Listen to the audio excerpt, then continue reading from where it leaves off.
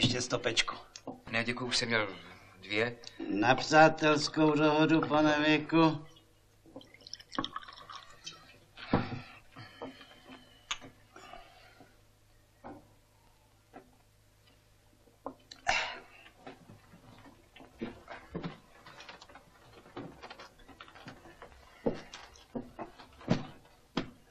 Tak co říkáte?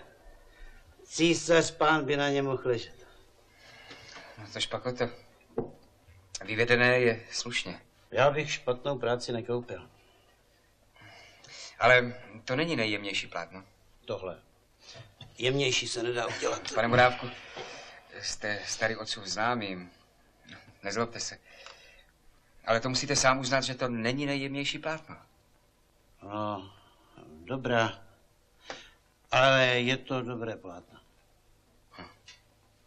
Ano. A co je za loket?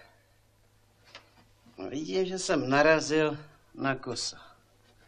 Chtěl jsem říct 21 krejcárů za loket, ale všechna čest musím podle pravdy. 19. 19. Otec kupuje za 18 jemnější. Ne, děkuju, až se dohodneme. Já říkám 17. Měl bych takový šikovný návrh. Vydělal byste na tom 10 zlatých. Já? Co pak vy nepotřebujete peníze? Takový mladý člověk. Kolik vám platí? 4 zlatky. Ano, 4 zlatky. No, to je málo. Já platím příručímu 5 ke stravě. 5?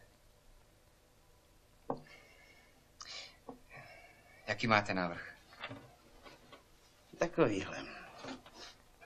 Když mi dáte po 18 krejcárech za loket, já vám dám kvitanci na 19.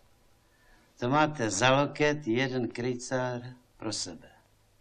A při 1000 loket je to 10 zlatých do kapsy. Tak co? Dobré pro vás, dobré pro mě. Dohodneme se, ne? Ne, to já nemůžu.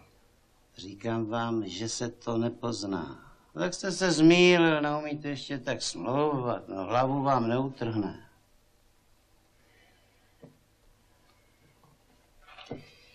Je to asi směšné.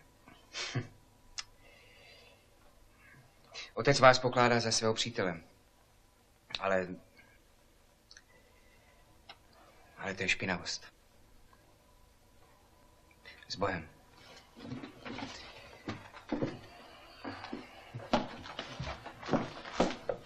Františku, tak na to zapomeňte. Beru 17. Platí.